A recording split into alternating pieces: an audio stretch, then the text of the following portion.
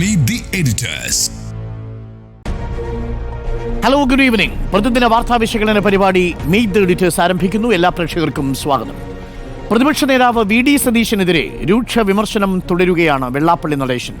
വ്യക്തിപരമായ കടന്നാക്രമണത്തിന് പുറമെ സംഘടനാ തലത്തിലും സതീശൻ പരാജയമാണെന്ന് ആവർത്തിക്കുന്നു. മുഖ്യമന്ത്രിയാകാമെന്ന വി.ഡി. സതീശന്റെ മോഹം മലർപ്പൊടിക്കാരന്റെ സ്വപ്നം മാത്രമാണെന്നും വെള്ളാപ്പള്ളി പരിഹസിച്ചു. പ്രതിപക്ഷ നേതാവിനെ ഒറ്റതിരിഞ്ഞാക്രമിക്കുകയാണ് SNDP നേതൃത്വം. വി.ഡി. സതീശനെ കടുത്ത ഭാഷയിലാണ് വെള്ളാപ്പള്ളി നടേശൻ വിമർശിക്കുന്നത്. അഹങ്കാരി, ധാർഷ്ട്യം, പക്വതയില്ല, മാന്യതയില്ലാത്ത പെരുമാറ്റം, കുറ്റപ്പെടുത്തൽ നീളുകയാണ്. സതീശൻ നേതൃത്വത്തിലെത്തിയതോടെ ഗ്രൂപ്പിസം കൂടിയെന്നും വിമർശനം. സമുദായ നേതാക്കളെയും രാഷ്ട്രീയ നേതാക്കളെയും വകവയ്ക്കുന്നില്ലെന്ന വെള്ളാപ്പള്ളി നടേശൻ. വാക്കുകളെല്ലാം ലക്ഷ്യം വെക്കുന്നത് വി.ഡി. സതീശൻ എന്ന നേതാവിനെ മാത്രം. രമേശ് ചെന്നിത്തലയ്ക്ക് പിന്തുണയും പുകഴ്ത്തലും. മുഖ്യമന്ത്രി പദവിയിലേക്ക് യോഗ്യൻ രമേശ് ചെന്നിത്തലയെന്ന വാഴ്ത്തൽ. അഭിപ്രായങ്ങളെ മാനിക്കുന്നുവെന്ന് രമേശ് ചെന്നിത്തല.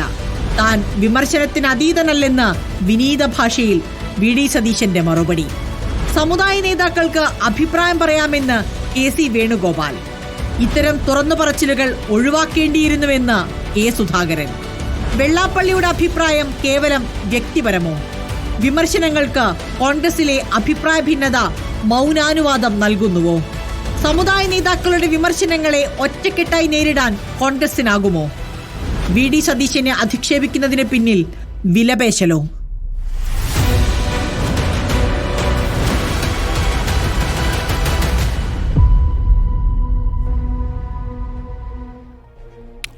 വിലപേശലാണോ എന്നാണ് ചോദ്യം. സുജയ, ഇന്ന് രാവിലെ നമ്മളുടെ പ്രഭാത പരിപാടിക്കിടയിലാണ് വെള്ളാപ്പള്ളി നടേശൻ പൊട്ടിത്തെറിച്ചത്. ഇന്നലെ അതിൻ്റെ തുടക്കമായിരുന്നെങ്കിൽ ഇന്നത് കൊട്ടിക്കയറി. പക്ഷേ എന്നെ അത്ഭുതപ്പെടുത്തുന്നത് ഈ സമയം ഇതുവരെ ആയിട്ടും സുധാകരൻ ഒഴികെ ബാക്കി ആരും വെള്ളാപ്പള്ളി നടേശൻ പറഞ്ഞതിനെ തുറന്നു തീർത്തുകൊണ്ട് രംഗത്തെത്തിയിട്ടില്ല എന്നുള്ളതാണ്. ഇപ്പോഴും വി.ഡി. സതീശനെതിരെ പറഞ്ഞത് കേരളത്തിലെ കോൺഗ്രസ്സുകാരൊക്കെ കേട്ട് അത് മനസ്സിൽ വെച്ചുകൊണ്ടിരിക്കുകയാണ്. ഇതുവരെയും വെള്ളാപ്പള്ളി നടേശനെതിരെ കമാവുന്നൊരു അക്ഷരം വേണ്ടിയിട്ടില്ല. സുധാകരൻ പറഞ്ഞു അങ്ങനെ പറയാൻ പാടില്ലായിരുന്നു എന്ന് മാത്രം വളരെ മൃദുവായ രീതിയിലാണ് വിമർശിച്ചത്. അതിനും അപ്പുറത്തേക്ക് ഒരു തറ നിലവാരത്തിൽ സംസാരിക്കുന്ന നേതാവാണ് വി.ഡി. സതീശൻ എന്ന് വരെ പറഞ്ഞു വെച്ചിരിക്കുന്നു ദിവസപ്പള്ളി നടേശൻ. വിലപേശലാണോ? വിലപേശലല്ല. വെള്ളാപ്പള്ളി നടേശൻ വി.ഡി. സതീശനെ കുറിച്ച് ആലോചിച്ചുറപ്പിച്ച് പറഞ്ഞതാണ്. കാരണം ഞാൻ ആവർത്തിച്ച് ചോദിക്കുന്നുണ്ടായിരുന്നു, കഴിഞ്ഞ ദിവസം അദ്ദേഹം പറഞ്ഞതിൽ നിന്ന് കടുപ്പിച്ചപ്പോൾ തന്നെ അടുത്ത ചോദ്യമായി നമ്മൾ ഉപചോദ്യം ചോദിക്കുമല്ലോ, എന്തുകൊണ്ട് അദ്ദേഹം ഇത്രയും കടുപ്പിച്ച് പറയുന്നു. രാവിലെ പ്രഭാത വ്യായാമത്തിനായി ഇറങ്ങുകയായിരുന്നു അദ്ദേഹം. നമ്മൾ യഥാർത്ഥത്തിൽ അദ്ദേഹത്തിൻ്റെ ഒരു പ്രതികരണം, ഒരു 1-to-1 ഇൻട്രാക്ഷൻ നമ്മുടെ റിപ്പോർട്ടറുമായി നടത്തുമെന്നാണ് കരുതിയത്. പക്ഷേ അദ്ദേഹം ആരാണ് സ്റ്റുഡിയോയിലെന്ന് ചോദിക്കുന്നു. അതിനുശേഷം വളരെ പെട്ടെന്നാണ് വന്നിരിക്കുന്നത്. അതൊരു പ്ലാൻഡ് ഇൻ്റർവ്യൂവേ അല്ല. അപ്പോൾ ശരിക്കും അദ്ദേഹം ഇത്രയും കടുപ്പിച്ച് പറയുമ്പോൾ ഞാൻ സർപ്രൈസ്ഡായി എന്നുള്ളതാണ് സത്യം. വെള്ളാപ്പള്ളി നടേശൻ വി.ഡി. സതീശനെ കുറിച്ച് പറയാൻ ഉറപ്പിച്ചു തന്നെ വന്നതാണ് എന്നത് പിന്നീടുള്ള ഉത്തരങ്ങളിൽ നിന്ന് ബോധ്യപ്പെടുന്ന ഒരു സാഹചര്യമാണ് ഉണ്ടായത്. അതിൽ അദ്ദേഹം എടുത്തു പറഞ്ഞ കാര്യം, 2 വട്ടം അദ്ദേഹം പറഞ്ഞു, എനിക്ക് 87 വയസ്സായി, ഞാൻ കുറേ നേതാക്കളെ അടുത്ത് കണ്ടിട്ടുള്ളതാണ്. അതിൽ നിന്നുള്ള ആ പ്രായത്തിനിടയിൽ കണ്ടിട്ടുള്ള നേതാക്കളിൽ നിന്നുള്ള എൻ്റെ വിലയിരുത്തലിൻ്റെ അടിസ്ഥാനത്തിലാണ്, പൂർണ്ണ ബോധ്യത്തിൻ്റെ അടിസ്ഥാനത്തിലാണ് വി.ഡി. സതീശനെ കുറിച്ച് പറയുന്നത്. അപ്പോൾ ഞാൻ മറ്റ് നേതാക്കളെക്കുറിച്ചും ചോദിക്കുന്നുണ്ട്.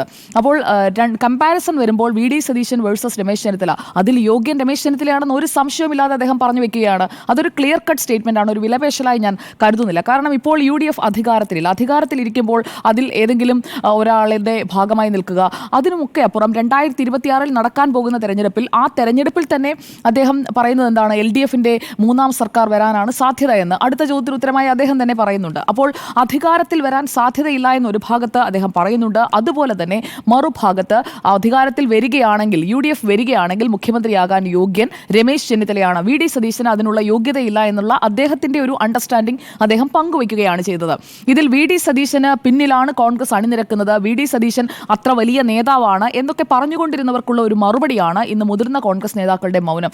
ഇന്ന് യഥാർത്ഥത്തിൽ മുതിർന്ന കോൺഗ്രസ് നേതാക്കളൊക്കെ ക്യാമറയ്ക്ക് മുന്നിൽ വന്നിട്ടുണ്ട്. KC വേണുഗോപാലും സുധാകരനും തിരുവഞ്ചൂർ രാധാകൃഷ്ണനും ഒക്കെ ക്യാമറയ്ക്ക് മുന്നിൽ വന്നിട്ടുണ്ട്. പക്ഷേ അവരാരും വി.ഡി. സതീശനെ പിന്തുണച്ചുകൊണ്ട് വെള്ളാപ്പള്ളിയെ പൂർണ്ണമായും തള്ളിപ്പറഞ്ഞുകൊണ്ടുള്ള, വെള്ളാപ്പള്ളി നടേശൻ പറഞ്ഞത് ശരിയായില്ല അങ്ങനെ പറയാൻ പാടില്ല എന്ന് ഉറപ്പിച്ചു പറയുന്ന ഒരു പ്രസ്താവന നമ്മൾ കാണുന്നില്ല എന്നതാണ് കോൺഗ്രസിനുള്ളിലെ യഥാർത്ഥ ചിത്രം വ്യക്തമാക്കുന്നത്.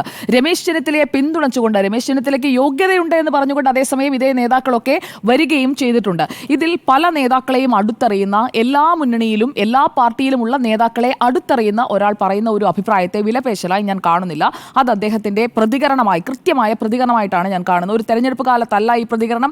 മുഖ്യമന്ത്രി ആരാണ് എന്നത് സംബന്ധിച്ചുള്ള ചർച്ചകൾ കോൺഗ്രസിൽ തുടങ്ങിയിട്ടില്ല. അത് തെരഞ്ഞെടുപ്പ് കഴിഞ്ഞതിന് ശേഷം ഹൈക്കമാൻഡ് തീരുമാനിക്കുന്ന രീതിയിൽ, അല്ലെങ്കിൽ ഒരു സ്ഥാനാർത്ഥിയെ ഉയർത്തിക്കൊണ്ട് തെരഞ്ഞെടുപ്പിനെ നേരിടുന്ന രീതിയിലേക്കൊന്നും എന്തായാലും ഇത്തവണ പോകാനും സാധ്യതയില്ല. അപ്പോൾ അങ്ങനെയുള്ള ഒരു കോണ്ടെക്സ്റ്റും ഇല്ല. ഒരു കോണ്ടെക്സ്റ്റ് ഉണ്ടെങ്കിൽ ഒരാൾ വന്ന് നടത്തുന്നതിനെ നമുക്ക് വിലപേശൽ എന്ന് പറയാം. പക്ഷേ ഇവിടെ ഒരു കോണ്ടെക്സ്റ്റ് അതിനായിട്ട് ഇല്ല. വെള്ളാപ്പള്ളി നടേശൻ യഥാർത്ഥത്തിൽ തുടങ്ങി വെക്കുകയാണ്. രമേശ് ചെന്നിത്തല കഴിഞ്ഞ 2-2.5 ആഴ്ചയായി സജീവമായിരുന്നു കളത്തിൽ. പല വിഷയങ്ങളിലും അദ്ദേഹം പ്രതികരണങ്ങൾ നടത്തുന്നുണ്ടായിരുന്നു. അതിനുശേഷമാണ് അദ്ദേഹവും NSSുമായിട്ടുള്ള പ്രശ്നങ്ങളെല്ലാം തീരുന്നത്. NSSന്റെ പരിപാടിയിൽ പങ്കെടുക്കാൻ പ്രതിനിധി സമ്മേളനത്തിൽ രമേശ് ചെന്നിത്തല പോകുന്നതിനെ നല്ല കാര്യമെന്ന് ആവർത്തിച്ച് പറയുകയാണ് വെള്ളാപ്പള്ളി നടേശൻ. ഇങ്ങനെ ഈ പിണക്കങ്ങളൊന്നും വെച്ചുകൊണ്ടിരിക്കാൻ പാടില്ല. രമേശ് ചെന്നിത്തല ആ പ്രശ്നം തീർത്തത് നന്നായി, അതുകൊണ്ടാണ് ഞാൻ രമേശ് ചെന്നിത്തലയെ ഇഷ്ടപ്പെടുന്നത്, രമേശ് ചെന്നിത്തലയുടെ പക്വത എവിടെയാണ് കാണേണ്ടത് എന്നൊക്കെ പറഞ്ഞുകൊണ്ടാണ് തികച്ചും തുറന്നെതിർക്കുകയാണ് വി ഡി സതീശൻ കൊള്ളില്ലാത്ത ഒരു നേതാവാണ് എന്നതാണ് ഇന്ന് വെള്ളാപ്പള്ളി നടേശൻ പറഞ്ഞു വെച്ചതിന്റെ ചുരുക്കം. അതായത് ഒരു ഊതി വീർപ്പിച്ച ബലൂൺ പോലെ വി ഡി സതീശൻ ഉണ്ടാക്കി വെച്ച ഒരു പ്രതിച്ഛായ ഒറ്റ കുത്തിന് ഇന്ന് വെള്ളാപ്പള്ളി നടേശൻ പൊട്ടിച്ചു. അത് കണ്ട് കോൺഗ്രസിലെ പല നേതാക്കളും ഇരുന്ന് ചിരിക്കുന്നുണ്ടാകണം എന്നുള്ളതാണ് അതിലെ വസ്തുത. അല്ലാത്ത പക്ഷം അവരൊക്കെ പിന്തുണച്ച് വരണമല്ലോ. അഹങ്കാരിയായ നേതാവ്, പക്വതയും മാന്യതയും ഇല്ല, തറ സംസാരമാണ്, എന്തൊക്കെയാണ് പറഞ്ഞത്. യഥാർത്ഥത്തിൽ നമ്മൾ കേട്ടിരിക്കുന്നവർ ഞെട്ടിപ്പോകുന്ന രീതിയിലാണ് അദ്ദേഹം തുറന്ന് എതിർത്തത്. അതിൽ കെ സുധാകരൻ രമേശ് ചെന്നിത്തലയെ കുറിച്ച് പറയുന്നുണ്ട്, മുഖ്യമന്ത്രിയാകാൻ അയോഗ്യതയില്ല എന്ന് പറഞ്ഞുകൊണ്ടുള്ള സ്റ്റേറ്റ്മെന്റ് കെ സുധാകരനിൽ നിന്ന് വന്നിട്ടുണ്ട്. വെള്ളാപ്പള്ളിയെ ഭാഗികമായി അല്ലെങ്കിൽ ഒന്ന് തലോടി വിടുന്നത് പോലെ വിമർശിക്കുന്നുണ്ടെങ്കിലും രമേശിന് മുഖ്യമന്ത്രിയാകാൻ അയോഗ്യതയില്ല. AICC വർക്കിംഗ് കമ്മിറ്റി അംഗമല്ലേ, പാർട്ടിയിൽ ഇത് സംബന്ധിച്ചുള്ള ചർച്ചകളൊന്നും തുടങ്ങിയിട്ടില്ല. അപ്പോൾ രമേശിന് അയോഗ്യതയില്ല എന്ന് പറഞ്ഞുകൊണ്ട് കെ സുധാകരനും ഭംഗ്യന്തരേണ സൂചിപ്പിക്കുന്നത് താൻ ചെന്നിത്തലയ്ക്കൊപ്പമാണ് എന്നത് തന്നെയാണ്. രമേശ് ചെന്നിത്തല ആകട്ടെ ശബരിമലയ്ക്ക് പോയിട്ട് വന്നിട്ടാണെന്ന് തോന്നുന്നു. അദ്ദേഹം നമ്മുടെ ഈ അഭിമുഖത്തിന് ശേഷമാണ് അദ്ദേഹത്തിന് പ്രതികരണം വരുന്നത്. അതും തത്സമയം നമ്മൾ പ്രേക്ഷകരിലേക്ക് എത്തിക്കുമ്പോൾ അദ്ദേഹം പറയുന്നത്, ആര് മുഖ്യമന്ത്രിയാകണം എന്നത് പറയാനുള്ള അഭിപ്രായ സ്വാതന്ത്ര്യം എല്ലാ വ്യക്തികൾക്കുമുണ്ട്. ആ വ്യക്തികളുടെ സ്വാതന്ത്ര്യം എന്ന രീതിയിലാണ് വെള്ളാപ്പള്ളി നടേശന്റെ പ്രതികരണത്തെ അദ്ദേഹം കാണുന്നത്. മാത്രമല്ല, താൻ ഇതുവരെ കഴിഞ്ഞ 4 വർഷവും തനിക്ക് ഒരു സ്ഥാനവും ഉണ്ടായിരുന്നില്ല, തന്നെ തഴഞ്ഞിട്ടിരിക്കുകയായിരുന്നു എന്നുള്ളത് പൊതുസമൂഹത്തിൽ ഒന്നുകൂടി ചർച്ചയാക്കുന്നതിനായി അദ്ദേഹം കൃത്യമായി അത് പറയുന്നുണ്ട്. ഒരു സ്ഥാനവും വഹിച്ചുകൊണ്ടല്ല, പക്ഷേ താൻ എങ്ങനെയാണോ മത സാമുദായിക നേതാക്കളുമായി സ്ഥാനമുണ്ടായിരുന്നപ്പോൾ, KPCC പ്രസിഡന്റ് ആയിരുന്നപ്പോൾ, പ്രതിപക്ഷ നേതാവായിരുന്നപ്പോൾ, അതുപോലെ മന്ത്രിസഭയുടെ ഭാഗമായിരുന്നപ്പോൾ, MP ആയിരുന്നപ്പോൾ, MLA ആയിരുന്നപ്പോൾ എങ്ങനെയാണോ ഇടപെട്ടിരുന്നത് ആ ഇടപെടൽ അതേപടി തുടരും. അതായത് തനിക്കൊരു മാറ്റവുമില്ല, തനിക്ക് നിലപാട് തിരുത്തേണ്ടതുമില്ല. NSSുമായി ഇടഞ്ഞു നിന്നപ്പോഴും അവരെ അങ്ങോട്ട് പോയി കുത്തിമുറിവേൽപ്പിക്കാൻ ചെന്നിത്തല തയ്യാറായിട്ടില്ല, ചെയ്തിട്ടില്ല എന്ന് വെള്ളാപ്പള്ളി നടേശൻ മറുഭാഗത്ത് അതിനെ എൻഡോഴ്സ് ചെയ്യുന്നുമുണ്ട്. അപ്പോൾ സ്റ്റാൻഡ് ക്ലിയർ ആണ്. രമേശ് ചെന്നിത്തലയോടൊപ്പം തന്നെയാണ് വെള്ളാപ്പള്ളി നടേശൻ. VD സതീശൻ ഇനിയിപ്പോൾ സമുദായ നേതാക്കളുടെ തിണ്ണ നിരങ്ങില്ല എന്ന പ്രസ്താവന പിൻവലിച്ച് ഖേദപ്രകടനം നടത്തിയാൽ വെള്ളാപ്പള്ളി നിലപാട് തിരുത്തുമോ എന്ന് എനിക്കറിയില്ല. എന്തായാലും വെള്ളാപ്പള്ളി നടേശൻ തന്റെ 87 വയസ്സ് പ്രായവും താൻ കണ്ട നേതാക്കളുടെ കാര്യവും ഒക്കെ പറഞ്ഞുകൊണ്ടാണ് ഈ അഭിപ്രായങ്ങളെല്ലാം പറയുന്നത്. NSSന്റെ പരിപാടിയിൽ അഭിമാനത്തോടെ പങ്കെടുക്കുമെന്നുള്ള ഒരു സ്റ്റേറ്റ്മെന്റ് കൂടി രമേശ് ചെന്നിത്തല ഇന്ന് നടത്തുന്നുണ്ട് എന്നതാണ് ഏറ്റവും പ്രധാനപ്പെട്ട കാര്യം. വിമർശനത്തിന് അതീതനല്ല, സമുദായ നേതാക്കൾക്ക് അതിനുള്ള സ്വാതന്ത്ര്യമുണ്ട് എന്നൊക്കെ പറഞ്ഞ് രംഗമൊന്ന് ശാന്തമാക്കാൻ VD സതീശൻ ശ്രമിക്കുമ്പോഴും അദ്ദേഹം മനസ്സിലാക്കേണ്ടത് അദ്ദേഹത്തിന് ചുറ്റും അദ്ദേഹം ഉണ്ട് എന്ന് കരുതുന്ന ആ ഒരു സംരക്ഷണ കവചം അതിൽ വിള്ളൽ വീണ് തുടങ്ങിയിരിക്കുന്നു എന്നുള്ളതാണ്. അല്ലാത്ത പക്ഷം ഇന്ന് ഈ പറഞ്ഞത് രമേശ് ചെന്നിത്തല വേഴ്സസ് VD സതീശൻ എന്ന ഈ വിഷയത്തിൽ ഇന്ന് വെള്ളാപ്പള്ളി നടേശൻ വിമർശിച്ചത് മറ്റേതെങ്കിലും ഒരു നേതാവിനെ ആയിരുന്നെങ്കിൽ ഇങ്ങനെ ആയിരിക്കുമോ പ്രതികരണം എന്നതുകൂടി നമ്മൾ ഓർക്കേണ്ടിയിരിക്കുന്നു. കോൺഗ്രസിനുള്ളിൽ നിന്ന് VD സതീശനെ പിന്തുണച്ചുകൊണ്ട് എന്തുകൊണ്ട് പ്രതികരണങ്ങൾ വരുന്നില്ല? വെള്ളാപ്പള്ളി നടേശനെ പിണക്കാതിരിക്കാൻ വേണ്ടി ചെയ്യുന്നതാണോ, അതോ VD സതീശനെ 2 കിട്ടട്ടെ എന്ന് കരുതിക്കൊണ്ട് ഇതെല്ലാം കേട്ട് സന്തോഷിച്ച് മിണ്ടാതെ ഇരിക്കുന്നതാണോ എന്നത് വ്യക്തമാകേണ്ടിയിരിക്കുന്നു. ഇതൊരു വിലപേശലായി ഞാൻ കരുതുന്നതേയില്ല. എന്തായാലും ഇന്ന് ആ അഭിമുഖത്തിൽ വെള്ളാപ്പള്ളി നടേശൻ പറഞ്ഞത്, അതിനുശേഷം അത് തുടർ പ്രതികരണങ്ങളായി എല്ലാ നേതാക്കളും ഏറ്റെടുക്കുന്നു. പക്ഷേ അതിൽ VD സതീശന് ഇനി പഴയതുപോലെ അതേ ആർജവത്തോടെ വന്ന് നിന്ന് വെല്ലുവിളിക്കാനുള്ള ആ ഒരു സ്റ്റാൻഡ് നഷ്ടപ്പെടുകയാണ് കേരള രാഷ്ട്രീയത്തിൽ എന്നുള്ളതാണ് വ്യക്തമാകുന്നത്. ഓരോരുത്തരും എവിടെയാണ് നിൽക്കുന്നത്, ഓരോരുത്തരുടെയും സ്ട്രെങ്ത് എത്രമാത്രമാണ് എന്നത് കൃത്യമായി ക്ലിയറായി വന്നുകൊണ്ടിരിക്കുകയാണ്. അതോടൊപ്പം തന്നെ ലീഗിന്റെ പിന്തുണ VD സതീശൻ ഉണ്ട് എന്നാണ് VD സതീശൻ കരുതുന്നത്. പക്ഷേ ഇന്ന് കൃത്യമായി നമ്മുടെ അഷ്കർ, കൃത്യമായി അതോടൊപ്പം തന്നെ PK കുഞ്ഞാലിക്കുട്ടി കുഞ്ഞാലിക്കുട്ടിയുടെ പ്രതികരണമായി ഒക്കെ നമ്മുടെ മുന്നിലേക്ക് വരുന്നത്. രമേശ് ചെന്നിത്തലയ്ക്കൊപ്പം നിൽക്കും പഴയ PK കുഞ്ഞാലിക്കുട്ടി, ഉമ്മൻചാണ്ടി, KM മാണി, ആ ഒരു ത്രയം എങ്ങനെയാണോ കോൺഗ്രസിൽ പ്രവർത്തിച്ചിരുന്നത് അതുപോലെ ലീഗിന് നേരത്തെ തരൂരായിരുന്നു, ശശി തരൂരിനെയാണ് അവരുടെ മുഖ്യമന്ത്രി കാൻഡിഡേറ്റായി മനസ്സിൽ കണ്ടിരുന്നതെങ്കിൽ അതിൽ നിന്ന് മാറി രമേശ് ചെന്നിത്തലയ്ക്ക് ഫോക്കസ് അഡ്ജസ്റ്റ് ചെയ്യുകയാണ് ലീഗ് എന്നത് വേണം മനസ്സിലാക്കാൻ. അപ്പോൾ മുസ്ലിം ലീഗിനും താല്പര്യം രമേശ് ചെന്നിത്തലയോടാണ്. അപ്പോൾ ഇതെല്ലാം കണക്കിലെടുത്തുകൊണ്ടായിരിക്കുമല്ലോ ഹൈക്കമാൻഡ് ഒരു തീരുമാനം എടുക്കുക. അല്ലാതെ സ്വന്തമായ ഒരു വലയമുണ്ടാക്കി ആ വലയമാണ് കോൺഗ്രസ് എന്ന് തെറ്റിദ്ധരിക്കുന്നവർക്കുള്ള കൃത്യമായ മറുപടി ഇങ്ങനെ വന്നുകൊണ്ടേയിരിക്കുകയാണ്. ഓക്കെ, വെള്ളാപ്പള്ളി നടേശൻ ഇന്ന് റിപ്പോർട്ടർ TVയിലൂടെ VD സതീശനെതിരെ പൊട്ടിത്തെറിച്ചു. ആ വാർത്തയോട് കോൺഗ്രസിലെ നേതാക്കൾ അധികമൊന്നും പ്രതികരിച്ചു കണ്ടില്ല.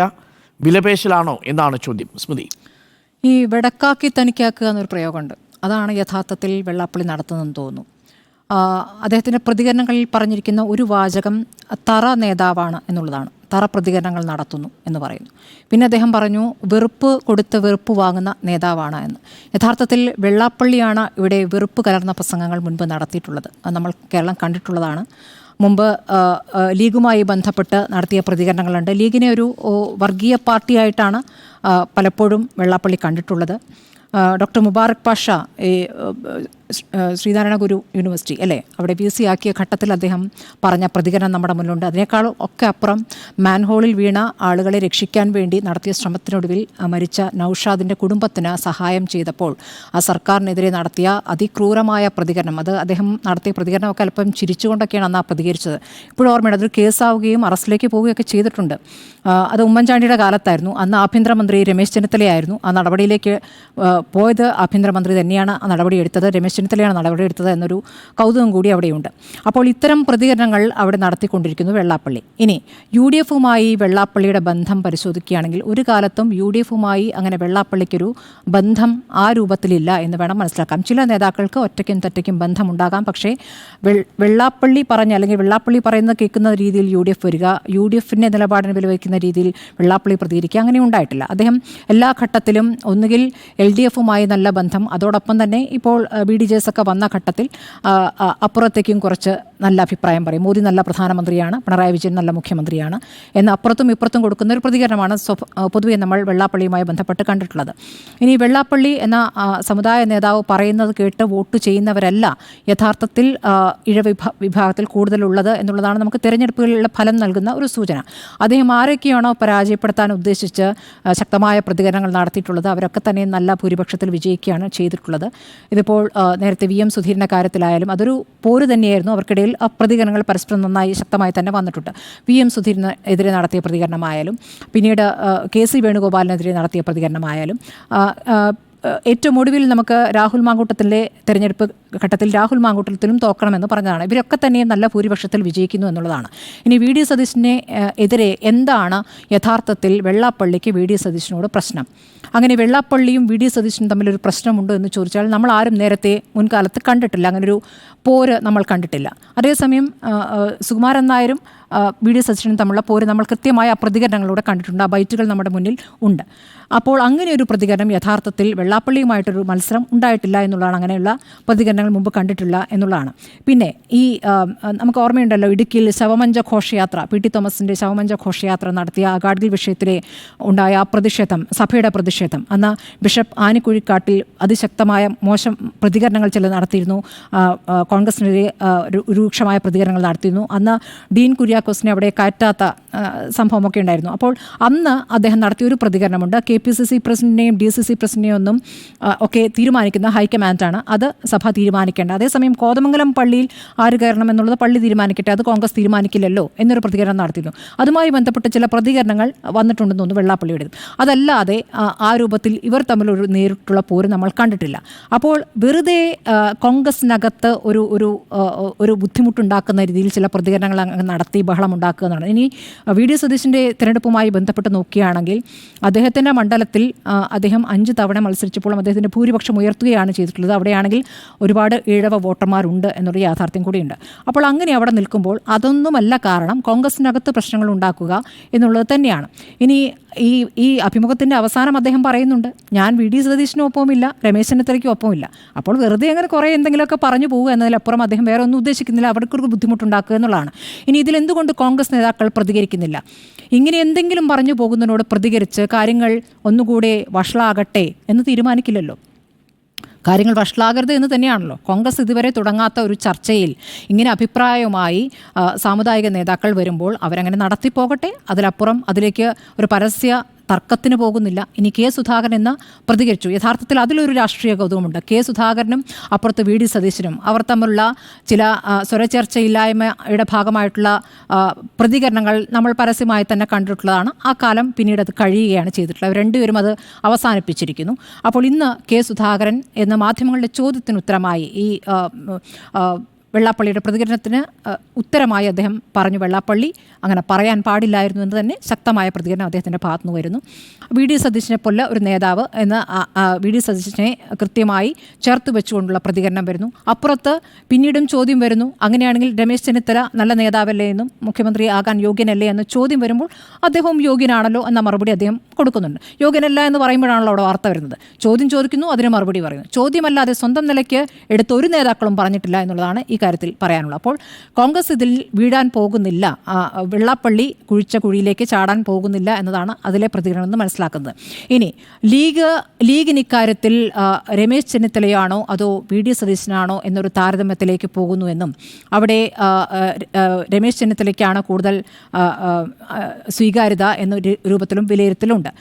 ഞാൻ ചില ലീഗ് നേതാക്കളുമായി സംസാരിച്ചില്ല, ഞാൻ മനസ്സിലാക്കുന്നത് ഇത് യഥാർത്ഥത്തിൽ ലീഗിനകത്ത് അത്തരം ചർച്ചകൾ നടന്നിട്ടില്ല. ഇനി ബന്ധവുമായി നോക്കുകയാണെങ്കിൽ നേരത്തെ Oommen Chandy, K M Mani, P K Kunhalikutty ഈ ത്രയമായിരുന്നല്ലോ. ആ ഘട്ടങ്ങളിൽ ആ മുതിർന്ന നേതാക്കൾ പരസ്പരമെല്ലാം സംസാരിച്ച് കാര്യങ്ങൾ തീരുമാനിക്കുന്നു. ഇടയ്ക്കിടയ്ക്ക് പാണക്കാട്ടേക്ക് ഉമ്മൻചാണ്ടിയും പോകുന്നു. അങ്ങനെ ഒരു ശക്തമായ ബന്ധം അവർക്കിടയിലുണ്ടായിരുന്നു. പക്ഷേ പിന്നീട് വി ഡി സതീശൻ വരുമ്പോൾ താരതമ്യേന കുഞ്ഞാലിക്കുട്ടിയിൽ ജൂനിയറാണ്. അപ്പോൾ ജൂനിയറായൊരു നേതാവ് വരുമ്പോൾ അങ്ങനെയൊരു ഐക്യം തുടക്കത്തിലൊരു ബുദ്ധിമുട്ടുണ്ടായിരുന്നു. പക്ഷേ പിന്നീട് അത് ഇല്ലാതായി എന്ന് തന്നെയാണ് ലീഗ് നേതാക്കൾ പറയുന്നത്. ഇപ്പോൾ പി കെ കുഞ്ഞാലിക്കുട്ടിയുമായിട്ടാണെങ്കിലും തങ്ങളായിട്ടുമാണെങ്കിലും വി ഡി സതീശൻ്റെ ബന്ധത്തിന് പ്രശ്നങ്ങളൊന്നുമില്ല. നേരത്തെ പാണക്കാട് പോകുന്നില്ല എന്നൊരു പ്രശ്നം നിലനിന്നിരുന്നു എന്ന് പറയുന്നു. പക്ഷേ അതും പരിഹരിച്ചു എന്നാണ് ഇപ്പോൾ അവർ പറയുന്നത്. പക്ഷേ ഈ താരതമ്യത്തിലേക്കും അല്ലെങ്കിൽ ആരാണ് നല്ലത് എന്ന താരതമ്യത്തിലേക്കൊന്നും പോയിട്ടില്ല. ഈ ഇരു നേതാക്കൾക്കും നല്ല ബന്ധമാണ്. രമേശ് ചെന്നിത്തലയായി നേരത്തെ തന്നെ നല്ല ബന്ധമാണ്. ആ ബന്ധത്തിൽ ഒരു കുഴപ്പവും ഉണ്ടായിട്ടില്ല. ഇനി ഇതിലിവർ പറയുന്നത് ഇത് ഹൈക്കമാൻഡാണ് തീരുമാനിക്കേണ്ടത്. ഹൈക്കമാൻഡ് തീരുമാനിക്കുന്ന ഘട്ടത്തിൽ ലീഗ് അഭിപ്രായം പറയേണ്ട ഘട്ടത്തിൽ ലീഗ് അഭിപ്രായം പറയും. പുറത്തേക്ക് അതുമേൽ മറ്റൊരു പ്രതികരണത്തിന് അവർ തയ്യാറായിട്ടില്ല. ഇനി ഈ സാമുദായിക സംഘടനകളുമായി അല്ലെങ്കിൽ സാമുദായിക നേതാക്കളുമായി ഒന്നും മോശം അവസ്ഥയിലാകരുത് എന്ന് ലീഗ് ആഗ്രഹിക്കുന്നുണ്ട്. എല്ലാ ബന്ധവും വേണമെന്നുള്ളതാണ്. പ്രത്യേകിച്ച് ക്രിസ്ത്യൻ സഭകളുമായിട്ടുള്ള ബന്ധവും അതിൽ ഇപ്പോൾ വി ഡി സതീശൻ നടത്തുന്ന പ്രവർത്തനങ്ങളെ ലീഗ് ശ്ലാഘിക്കുന്നുമുണ്ട്. മുനമ്പം വിഷയത്തിലടക്കം അങ്ങനെ ഒരു ഒരുമിച്ചുള്ള പോക്ക് ഉണ്ടായിട്ടുമുണ്ട്. അപ്പോൾ അതൊക്കെ നല്ല രീതിയിലുള്ള പ്രവർത്തനമാണ് എന്ന് വിലയിരുത്തുന്നുണ്ട്. തെരഞ്ഞെടുപ്പിൽ നടന്ന ഉപതെരഞ്ഞെടുപ്പിലും ലോക്സഭാ തെരഞ്ഞെടുപ്പിലുമൊക്കെ വി ഡി സതീശൻ്റെ പ്രവർത്തനത്തെയും അവർ നല്ല രീതിയിൽ അംഗീകരിക്കുകയും ചെയ്തിരിക്കുന്നു. അപ്പോൾ പരസ്യ പ്രതികരണത്തിന് ഏതായാലും ലീഗ് ഈ ഘട്ടത്തിലില്ല എന്ന് തന്നെയാണ് പറയാനുള്ളത്. അതേസമയം നേരത്തെ ശശി തരൂരിൻ്റെ കാര്യത്തിൽ ഒരു പ്രതീക്ഷ ഒരു ഘട്ടത്തിൽ ശശി തരൂർ കേരളം മുഴുവൻ സഞ്ചരിച്ച് അങ്ങനെ ഒരു സ്വീകാര്യത നേടാനുള്ള ശ്രമവും നടത്തിയിരുന്നല്ലോ.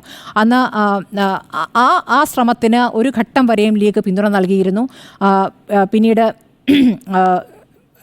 പശ്ചിമേഷ്യയുമായി ബന്ധപ്പെട്ട് അദ്ദേഹം നടത്തിയ പ്രതികരണത്തിൽ ആണ് ആ ബന്ധം പിന്നീട് മോശമായി പോയത്.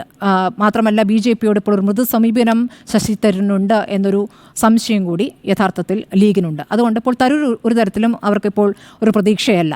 അപ്പോൾ ഇനി അങ്ങോട്ട് വരുന്ന നേതാക്കൾ അത് കോൺഗ്രസ് തീരുമാനിക്കട്ടെ. കോൺഗ്രസ് തീരുമാനിക്കുന്ന ഘട്ടത്തിൽ അതിനകത്ത് പറയാം എന്നത് മാത്രമാണ് അവർ പറയുന്നത്. അപ്പോൾ സമുദായ നേതാക്കളാണോ കേരളത്തിൻ്റെ മുഖ്യമന്ത്രിയെ നിശ്ചയിക്കുക എന്നൊരു ചോദ്യം അവിടെ നിൽക്കുന്നുണ്ട്. അപ്പോൾ സമുദായ നേതാക്കൾ ഈ വിലപേശലിനും ഈ പ്രതികരണത്തിനും വരുന്നത് യു ഡി എഫുമായി ബന്ധപ്പെട്ട് മാത്രമാണ് എന്നൊരു കാര്യം കൂടി അവിടെ നിൽക്കുന്നു. എൽ ഡി എഫ് നേതാക്കളെ ഇങ്ങനെ വെല്ലുവിളിക്കാനും ഞങ്ങൾ പറയുന്ന ആളെ മുഖ്യമന്ത്രിയാക്കണം എന്ന് പറയാനും ഇവിടെ ധൈര്യം ഈ സമുദായ നേതാക്കൾക്കും സി പി എമ്മുമായി ബന്ധപ്പെട്ടില്ല. ആ നിലയ്ക്ക് സി പി എമ്മിൻ്റെ നിലപാടിനെ ശ്ലാഘിക്കേണ്ടി വരും. അങ്ങനെ ഒരു വിലപേശലിലേക്ക് പോകാൻ പറ്റുന്നില്ല എന്നുള്ളത്. മറിച്ച് അപ്പുറത്ത് പുകഴ്ത്തുന്നുണ്ടെങ്കിൽ അങ്ങനെ പുകഴ്ത്തുമ്പോൾ അങ്ങോട്ടും ഇങ്ങോട്ടും എന്തെങ്കിലുമൊക്കെ കൊടുക്കാനും കിട്ടാനുമുള്ള കാര്യങ്ങൾ ലഭിച്ചിട്ടുമുണ്ട് എന്നുള്ള കാര്യം SNDP യോഗത്തിൻ്റെ കാര്യത്തിൽ നമുക്ക് മുന്നിലുള്ള ഒരു കാര്യമാണ്. അപ്പോൾ ഇതാണ് ഇവിടെ ഇതുമായി ബന്ധപ്പെട്ട് എനിക്ക് പറയാനുള്ളത്. ഏതായാലും വിലപേശൽ തന്നെയാണ്. വിലപേശൽ എന്നതിനപ്പുറം എന്താണ് കലക്കവെള്ളത്തിൽ മീൻ പിടിക്കുക എന്ന് പറയില്ലേ, ആ രൂപത്തിലേക്ക് നോക്കും. പ്രിയപ്പെട്ട പ്രേക്ഷകരെ, വെള്ളാപ്പള്ളി നടേശൻ വി ഡി സതീശനെതിരെ നടത്തിയ റിപ്പോർട്ടർ ചാനലിലൂടെയുള്ള സ്റ്റേറ്റ്മെൻറ്റുകൾ വിലപേശലാണോ എന്നാണ് ചോദ്യം. ഞാൻ ആ വിലപേശലാണോ എന്നുള്ളത് ആ അർത്ഥത്തിൽ ഞാനതിനെ കാണുന്നില്ല. അത് തീർച്ചയായിട്ടും വെള്ളാപ്പള്ളി നടേശൻ്റെ നിലപാടുകളായി തന്നെയാണ് ഞാൻ കാണുന്നത്. അന്നും ഇന്നും വെള്ളാപ്പള്ളി നടേശന് ചില ആളുകളെ ഇഷ്ടമല്ല. ആ നേതാക്കന്മാരെക്കുറിച്ച് എല്ലാ കാലത്തും വെള്ളാപ്പള്ളി നടേശൻ പറയുന്ന അതേ ശൈലിയിൽ തന്നെയാണ് ഇന്നും പ്രതികരിച്ചിരിക്കുന്നത്. കെ.സി. വേണുഗോപാലിനെ കുറിച്ച് പ്രതികരിക്കുമ്പോൾ സ്വാഭാവികമായും എങ്ങനെയാണോ പ്രതികരിക്കുന്നത് അതുപോലെ തന്നെയാണ്. അതേപോലെ തന്നെയാണ് വി ഡി സതീശൻ്റെ കാര്യത്തിലും സംഭവിച്ചത്. അതുകൊണ്ട് ഏതെങ്കിലും തരത്തിലുള്ള വിലപേശൽ നടത്താൻ വേണ്ടിയുള്ള നീട്ടം. പക്ഷേ വിലപേശൽ നടത്തുന്നത് നിലവിൽ കോൺഗ്രസ് നേതാക്കളാണ്. അവർ ആ വിലപേശാൻ ഉപയോഗിക്കുന്നതാവട്ടെ സമുദായ സംഘടനയുമാണ് എന്നതാണ് എൻ്റെ ടേക്ക്. അതുകൊണ്ട് ഞാൻ എസ് എന്നതാണ് നിലപാടെടുത്തിരിക്കുന്നത്. വിലപേശിക്കൊണ്ടിരിക്കുന്നത് ഒരു ഭാഗത്ത് രമേശ് ചെന്നിത്തലയും മറുഭാഗത്ത് സ്വാഭാവികമായും വി ഡി സതീശനുമാണ്.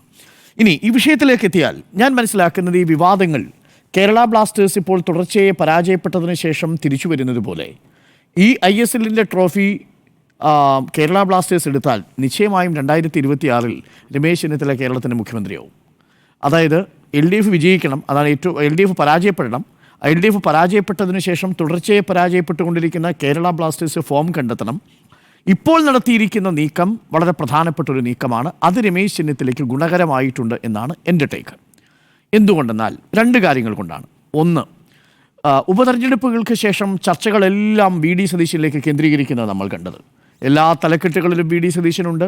നിയമസഭയിലെ പെർഫോമൻസിൽ വി ഡി സതീശനുണ്ട്. വി ഡി സതീശന് മന്ത്രിമാർ മറുപടി പറയുന്നു, മന്ത്രിമാർക്ക് വി ഡി സതീശൻ മറുപടി പറയുന്നു, മുഖ്യമന്ത്രിയും വി ഡി സതീശനും തമ്മിൽ ഏറ്റുമുട്ടുന്നു. അവിടെ മഹാരാഷ്ട്രയിൽ പോയ രമേശ് ചെന്നിത്തലയ്ക്ക് അവിടെ പരാജയപ്പെടേണ്ടി വരുന്നു. കേരള രാഷ്ട്രീയത്തിൽ താൻ അപ്രസക്തനാണോ എന്ന് രമേശ് ചെന്നിത്തലയ്ക്ക് തോന്നുന്ന നിമിഷത്തിലാണ് ജനുവരി 2-ാം തീയതിയുള്ള ഈ പ്രഭാഷണത്തിലേക്ക്, മന്നം ജയന്തി പ്രഭാഷണത്തിലേക്ക് രമേശ് ചെന്നിത്തലയെ ക്ഷണിക്കുന്നത്. ആ ക്ഷണിച്ചിരിക്കുന്നത് ഒരു ഓപ്പറേഷൻ്റെ ഭാഗമായിട്ടാണെന്ന് വിശ്വസിക്കാനാണ് എനിക്ക് ഇഷ്ടം. ബാക്കി കാര്യങ്ങൾ അവിടെ നിൽക്കട്ടെ. പക്ഷേ അങ്ങനെ ഓപ്പറേഷൻ്റെ ഭാഗമായി രമേശ് ചെന്നിത്തലയെ ക്ഷണിക്കുമ്പോൾ ഒരു കാര്യം കൂടി നമ്മൾ അറിയണം. കഴിഞ്ഞ വർഷം ഈ പരിപാടിയിൽ പങ്കെടുത്തിരുന്ന ഒരു പ്രതിനിധിയിൽ ഒരാൾ എനിക്ക് തോന്നുന്നു അബിൻ വർക്കി ആയിരുന്നു എന്ന് തോന്നുന്നു. അതിന് തൊട്ട് മുമ്പ് എനിക്ക് തോന്നുന്നു AYFൻ്റെ ഒരു നേതാവ് ഈ പരിപാടിയിൽ പങ്കെടുത്തിരുന്നു എന്ന് തോന്നുന്നു. അപ്പോൾ ഈ മാരാമൺ കൺവെൻഷനിൽ തുടർച്ചയായിട്ട് നേതാക്കൾ പങ്കെടുക്കുന്നുണ്ട്. അത് ഏതെങ്കിലും തരത്തിൽ വി ഡി സതീശനല്ല. അപ്പോൾ വി ഡി സതീശനെ മാരാമൺ കൺവെൻഷനിൽ വിളിച്ചതുകൊണ്ട് പെട്ടെന്ന് രമേശ് ചെന്നിത്തല വന്നു എന്ന് ഞാൻ കരുതുന്നില്ല. പകരം തുടർച്ചയായി പരിപാടികൾ, ഈ രാഷ്ട്രീയ വാർത്തകളിൽ നിന്ന് താൻ അപ്രത്യക്ഷനാകുന്ന ഒരു ഘട്ടത്തിലാണ് രമേശ് ചെന്നിത്തല ഇപ്പോൾ വാർത്തകൾ നിറഞ്ഞു നിൽക്കുന്നത് എന്ന് മാത്രമല്ല ചാനലുകളുടെയും മാധ്യമങ്ങളുടെയും ഒക്കെ പ്രധാന തലക്കെട്ടുകളായി മാറുകയും ചെയ്തു. ആ അർത്ഥത്തിൽ രമേശ് ചെന്നിത്തലയുടേത് ഇന്നത്തെ കേരള ബ്ലാസ്റ്റേഴ്സിൻ്റെ പ്രകടനം പോലെ മികച്ച ഒരു നീക്കം തന്നെയായിട്ടാണ് ഞാൻ കണക്കാക്കുന്നത്. ഇതിന് 2011-13 കാലഘട്ടങ്ങളിലെ വിവാദവുമായി 2024 ഇപ്പോൾ തുടങ്ങിയിരിക്കുന്ന ഈ രാഷ്ട്രീയ വിവാദത്തിനൊരു ബന്ധമുണ്ട്. അതാണ് ഇതിനകത്തെ രാഷ്ട്രീയ കൗതുകമായി ഞാൻ കണക്കാക്കുന്നത്. പ്രേക്ഷകർക്കറിയാം, 2011 ഈ 5-ാം മന്ത്രി വിവാദമുണ്ടാകുന്ന സമയത്ത് എന്തുകൊണ്ടാണ് NSS വളരെ പെട്ടെന്ന് രമേശ് ചെന്നിത്തലയെ മുന്നിലിറക്കി കളിക്കാൻ നോക്കിയത്? അന്ന് NSSൻ്റെ പ്രതിനിധി എന്ന നിലയിലല്ല, ഭൂരിപക്ഷ സമുദായത്തിൻ്റെ പ്രതിനിധി എന്ന നിലയിലാണ് താക്കോൽ സ്ഥാനത്തേക്ക് രമേശ് ചെന്നിത്തലയെ കൊണ്ടുവരണമെന്ന് സുകുമാരൻ നായർ പറയുന്നത്. അത് പറയുന്നതാവട്ടെ 5-ാം മന്ത്രി സ്ഥാനത്തേക്ക് ഉമ്മൻചാണ്ടി ഏകപക്ഷീയമായി മഞ്ഞളാംകുഴി അലിയെ കൊണ്ടുവരുന്നു. അത് സമുദായ സമവാക്യങ്ങളെ തെറ്റിക്കുന്നു, അത് ഭൂരിപക്ഷ സമുദായത്തിന് വേദനയാവുന്നു എന്ന് തോന്നുന്നൊരു ഘട്ടത്തിലാണ് അന്ന് രമേശ് ചെന്നിത്തലയ്ക്ക് അനുകൂലമായിട്ട് സുകുമാരൻ നായർ മാത്രമല്ല വെള്ളാപ്പള്ളി നടേശനും രംഗത്തിറങ്ങുന്ന ഒരു സാഹചര്യം ഉണ്ടാകുന്നത്. ഏതാണ്ട് അതേ സാഹചര്യം 2024 ആകുമ്പോൾ മറ്റൊരു തലത്തിൽ രൂപപ്പെട്ടു വരികയാണ്. അവിടെ CPM ഒരു ഭാഗത്ത് തുടർച്ചയായിട്ട് ഇസ്ലാമോഫോബിക്കായ പരാമർശങ്ങൾ നടത്തുകയും കോൺഗ്രസ് ന്യൂനപക്ഷങ്ങളുടെ ഭാഗമായി തീരുന്നു, തീവ്ര ന്യൂനപക്ഷ ഭാഗത്തേക്ക് കോൺഗ്രസ് മാറുന്നു എന്നുള്ളൊരു ആക്ഷേപം തുടർച്ചയായി CPM ഉന്നയിക്കുകയും അങ്ങനെ കോൺഗ്രസ്, ലീഗ്, തീവ്ര മുസ്ലിം സംഘടനകൾ ചേരി, തീവ്ര വർഗീയ ചേരി എന്നിങ്ങനെ ആവർത്തിച്ചു പറയുകയും ചെയ്യുമ്പോൾ കോൺഗ്രസിനെ മുസ്ലിം ന്യൂനപക്ഷ വിഭാഗത്തിലേക്ക് കൊണ്ട് കെട്ടാനുള്ള ശ്രമം നടത്തുമ്പോൾ മറുഭാഗത്ത് അതിനെ പ്രതിരോധിക്കാൻ കോൺഗ്രസിനൊരു നേതാവിനെ ആവശ്യമായി വരും. അങ്ങനെ നേതാവിനെ ആവശ്യമായി വരുന്ന ഘട്ടത്തിൽ അതാരാണ് എന്ന ചോദ്യത്തിന് ഇന്നുത്തരമായിരിക്കുന്നു. ആ ഉത്തരമാണ് രമേശ് ചെന്നിത്തല. സ്വാഭാവികമായും CPM എത്രത്തോളം കോൺഗ്രസിനെ ലീഗിൻ്റെയും നേരത്തെ സൂചിപ്പിച്ച തീവ്ര വർഗീയ ചേരി എന്ന വിജയരാഘവൻ്റെയും സ്റ്റേറ്റ്മെൻറ്റിലൂടെ കൊണ്ട് കിട്ടുമോ അത്രത്തോളം രാഷ്ട്രീയ പ്രാധാന്യം രമേശ് ചെന്നിത്തലയ്ക്ക് മറുഭാഗത്ത് കൂടും. കാരണം മറുഭാഗത്ത് അതിനെ പ്രതിരോധിക്കാൻ വേണ്ടി ഒരു കോൺഗ്രസ് നേതാവിൻ്റെ മുഖം നിങ്ങൾക്ക് കാണേണ്ടി വരും. ആ കോൺഗ്രസ് നേതാവ് സ്വാഭാവികമായും ഇപ്പോൾ മറ്റാരുമല്ല, അത് രമേശ് ചെന്നിത്തലയാണ്. നേരത്തെ ശശി തരൂര് എന്ന തറവാടി നായരെ കൊണ്ടുവരാൻ ഒരു ശ്രമം നടത്തി, പക്ഷേ അത് പൊളിഞ്ഞു പോകുന്നതാണ്. ഏറ്റവും മികച്ചൊരു അവസരം അദ്ദേഹം പാഴാക്കി എന്ന് വേണം കരുതാൻ. അപ്പോൾ ചുരുക്കത്തിൽ ഇതാണ് ഞാൻ നേരത്തെ സൂചിപ്പിച്ച 2011-13 5-ാം മന്ത്രി വിവാദം. നോക്കൂ, അതിനിടയ്ക്ക് എത്ര രസകരമായ സംഭവങ്ങളാണ് 2011-14 കാലഘട്ടങ്ങളിൽ ഉണ്ടായത്. രമേശ് ചെന്നിത്തല തുടർച്ചയായി പരാജയപ്പെട്ടില്ലേ? എങ്ങനെയാണ് പരാജയപ്പെട്ടത്? ആദ്യം അദ്ദേഹം ആഭ്യന്തര മന്ത്രിസ്ഥാനം ആവശ്യപ്പെട്ടു, അത് കൊടുത്തില്ല. ഒടുവിൽ മന്ത്രിസ്ഥാനത്തേക്കേ ഇല്ല എന്ന നിലയിലേക്ക് കാര്യങ്ങൾ എത്തേണ്ടി വരുന്ന സാഹചര്യമുണ്ടായി. അതിനിടയിലാണ് താക്കോൽ സ്ഥാന പരാമർശം വന്ന് വീണ്ടും പ്രതിരോധത്തിലാവുന്നത്. തൻ്റെ സെക്യുലർ ക്രെഡൻഷ്യൽസിന് പരിക്കേൽക്കുമെന്നായപ്പോൾ അദ്ദേഹം അതിൽ നിന്ന് രക്ഷപ്പെടാൻ ഒടുവിൽ NSSനെ തള്ളിപ്പറയേണ്ടി വരുന്ന സാഹചര്യം ഉണ്ടാവുന്നു. അതുകൊണ്ട് അദ്ദേഹത്തിന് നഷ്ടമുണ്ടാവുന്നു. ആ നഷ്ടത്തിൻ്റെ ഭാഗമായി തുടർച്ചയെന്ന വണ്ണം പിന്നീട് ആഭ്യന്തര 5ാം മന്ത്രിസ്ഥാനം മുസ്ലിം പ്രതിനിധിക്ക് കൊടുത്തു എന്ന് മാത്രമല്ല, തൻ ആവശ്യപ്പെട്ട ആഭ്യന്തര മന്ത്രിസ്ഥാനം ഉമ്മൻചാണ്ടിയുടെ കയ്യിൽ ഭദ്രമായിരിക്കുമെന്ന് കരുതി രമേശ് ചെന്നിത്തല പിന്നെ കാണുന്നത് തിരുവഞ്ചൂരിൻ്റെ കയ്യിലേക്ക് ആഭ്യന്തരം പോകുന്നതാണ്. അത് അദ്ദേഹത്തിനും സഹിക്കാൻ പറ്റുന്നതായിരുന്നില്ല. വീണ്ടും പരാജയം. അതിനുശേഷം പിന്നീട് എന്ത് സംഭവിക്കുന്നു? 2016 അദ്ദേഹത്തിൻ്റെ മന്ത്രിസ്ഥാനവും കഴിഞ്ഞ് പിണറായി വിജയൻ മന്ത്രിസഭയിലേക്ക് എത്തുമ്പോൾ പ്രതിപക്ഷ നേതാവായിരിക്കുന്ന സമയത്ത് രമേശ് ചെന്നിത്തലയുടെ പെർഫോമൻസ് നമ്മൾ കണ്ടതല്ലേ. എല്ലാ ദിവസങ്ങളും രമേശ് ചെന്നിത്തല വാർത്താമാധ്യമങ്ങളിൽ നിറഞ്ഞു നിൽക്കുകയായിരുന്നു. ആ സ്ഥാനത്തോട് അദ്ദേഹം നീതി പുലർത്തിയെന്നാണ് ഞാൻ കരുതുന്നത്.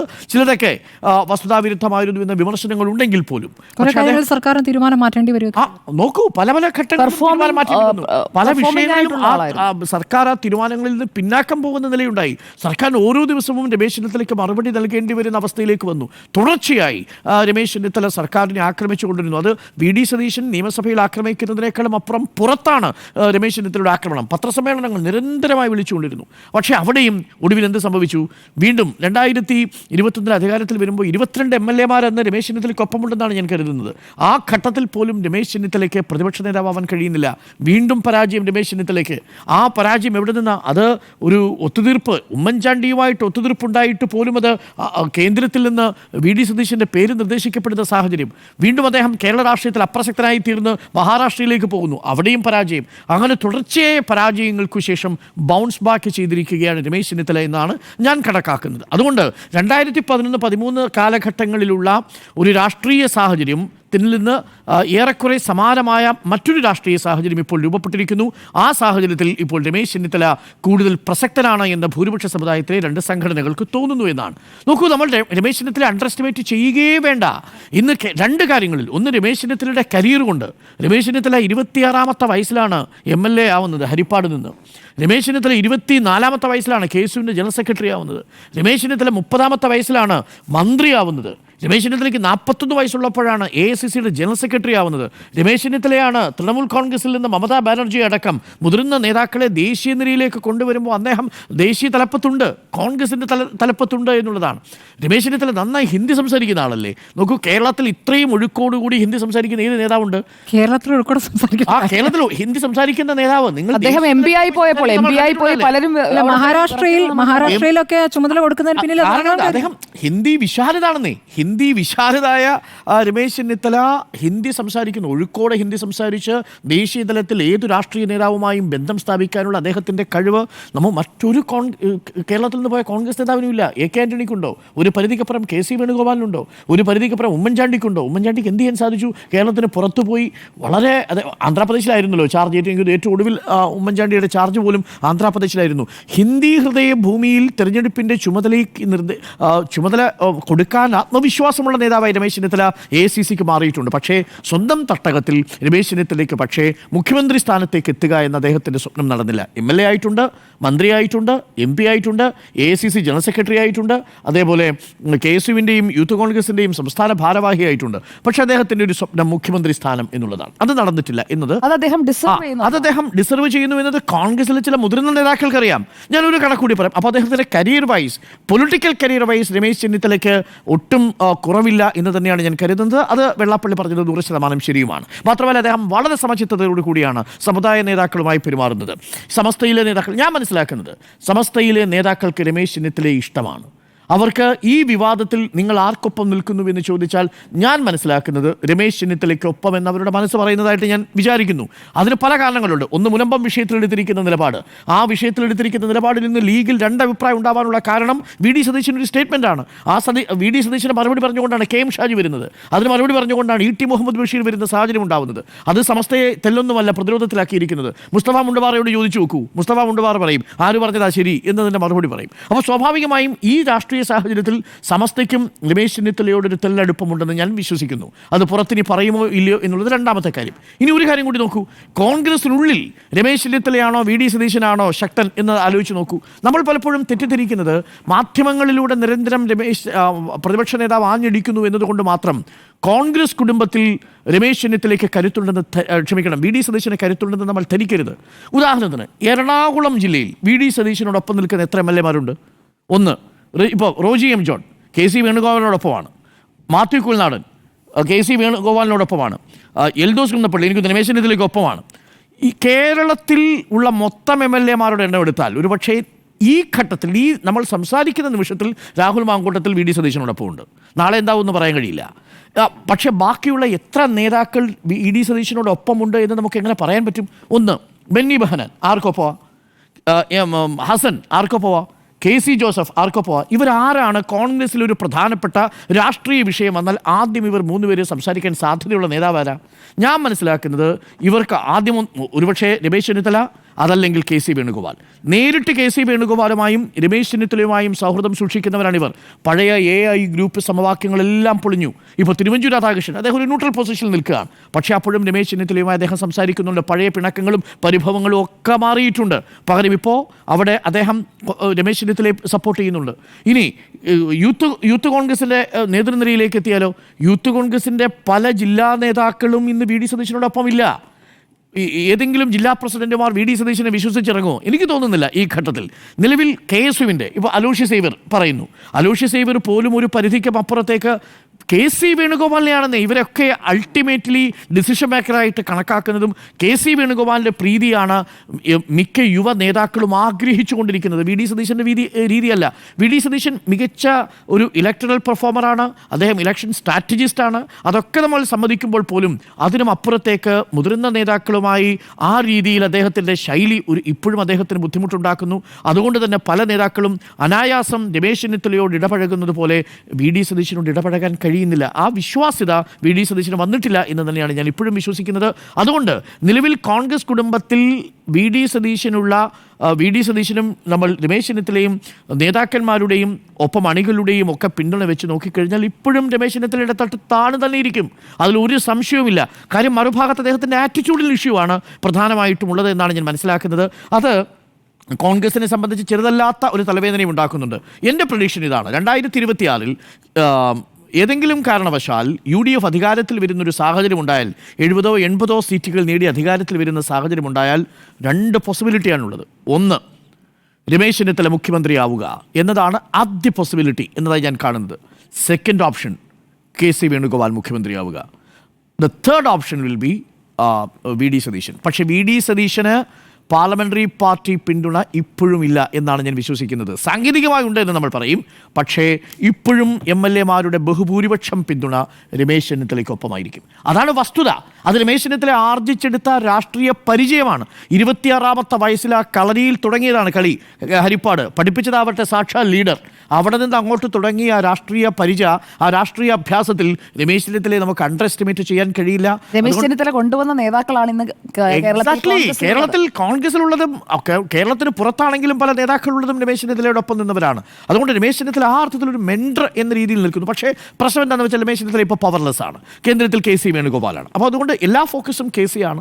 K C will be the number 1 choice എന്നുള്ളതായിരിക്കും സ്വാഭാവികമായും. നിലവിലത്തെ അവസ്ഥ കെ സി വേണുഗോപാൽ 2026 തുടരുകയാണെങ്കിൽ ഉണ്ടാവുക എന്നുള്ളതാണ്. കാര്യം അധികാരത്തിൻ്റെ കേന്ദ്രങ്ങളിലേക്ക് എല്ലാ കാലഘട്ടങ്ങളിലും കോൺഗ്രസിലെ നേതാക്കൾ ചലിച്ചിട്ടുണ്ട്. ആ അധികാര കേന്ദ്രം കെ സി വേണുഗോപാലാണെന്ന് എല്ലാവർക്കും അറിയാം. കേരളത്തിൽ ആ പിന്തുണ നിലവിൽ രമേശ് ചെന്നിത്തലയ്ക്കാണ് എന്നുള്ളതും എല്ലാവർക്കും അറിയാം.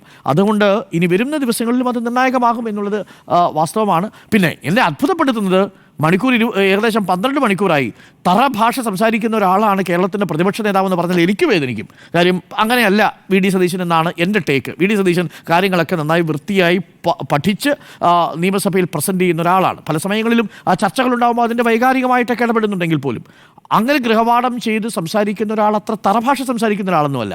നമുക്ക് തോന്നുന്ന ഒരു വേദന പോലും കോൺഗ്രസിലെ നേതാക്കൾക്ക് VD സതീശന്റെ പേരിൽ ഉണ്ടാവുന്നില്ല എന്നുള്ളത് എന്നെ അത്ഭുതപ്പെടുത്തുന്നുണ്ട്. ചില സമയത്ത് അവഗണനയാണ് ഏറ്റവും ശക്തമായ മറുപടി. ഇതാണോ അവഗണന? സ്വന്തം പ്രതിപക്ഷ നേതാവിനെ തറഭാഷ സംസാരിക്കുന്നു എന്ന് പറയുമ്പോൾ അവഗണിച്ചു എന്തൊക്കെയോ വിളിച്ചു പറഞ്ഞ ഒരാൾ ഇങ്ങനെ അതല്ല, മാധ്യമങ്ങൾ പറഞ്ഞു കഴിഞ്ഞാൽ ചർച്ച പരിഷ്കരിക്കാനായിട്ടൊക്കെ പെട്ടെന്ന് തീരുമാനം എടുക്കാം. അല്ല, ഇത് പറയുന്നതാരാ? പറയുന്നത് ഇവിടുത്തെ ഒരു സമുദായത്തിലെ പ്രമാണിയല്ലേ? ആ മനുഷ്യൻ പറയുന്ന കാര്യത്തോട് ഇങ്ങനെയാണ് പ്രതികരിക്കുന്നത്. അത് വളരെ മൈൽഡായിട്ടാണ് കെ സുധാകരൻ പ്രതികരിച്ചത്. അധികാരമോഹി എന്ന് വിളിച്ചതിനെ മാത്രമാണ് അദ്ദേഹം എതിർത്ത് പറയുന്നത്. അതെ. അതാണ് ഞാൻ മനസ്സിലാക്കുന്നത്. അതിൽ നിന്ന് തന്നെ വളരെ വ്യക്തമാണ്. ഇപ്പോൾ മറിച്ചാണ്, ഇപ്പൊ KC വേണുഗോപാൽ രാഹുൽ ഗാന്ധിയെ കുറിച്ചാണ് വെള്ളാപ്പള്ളി നടേശൻ ഇങ്ങനെ പറഞ്ഞിരുന്നെങ്കിലോ എന്ത് സംഭവിക്കുമായിരുന്നു? ഇതേപോലെ അവഗണിക്കുമായിരുന്നു? അവഗണിക്കില്ല, പ്രതികരിക്കുമായിരുന്നു. ഓരോ സ്ഥലത്തും പ്രതികരണം ഉണ്ടാകുമായിരുന്നു. അപ്പോൾ അതുകൊണ്ട് അതിൽ നിന്ന് തന്നെ ഈ കാര്യം വ്യക്തമാണ് എന്നാണ് ഞാൻ മനസ്സിലാക്കുന്നത്. അപ്പോൾ വിലപേശലോ എന്ന ചോദ്യത്തിന് നിലവിൽ നേതാക്കൾ സമുദായ സംഘടനകളെ ഉപയോഗിച്ചുകൊണ്ട് വിലപേശിക്കൊണ്ടിരിക്കുന്ന കൗതുകകരമായ കാഴ്ചയ്ക്കാണ് കേരളം സാക്ഷ്യം വഹിച്ചുകൊണ്ടിരിക്കുന്നതെന്നാണ് എൻ്റെ ടേക്ക്. യെസ് എന്ന് 2, നോ എന്ന് 1.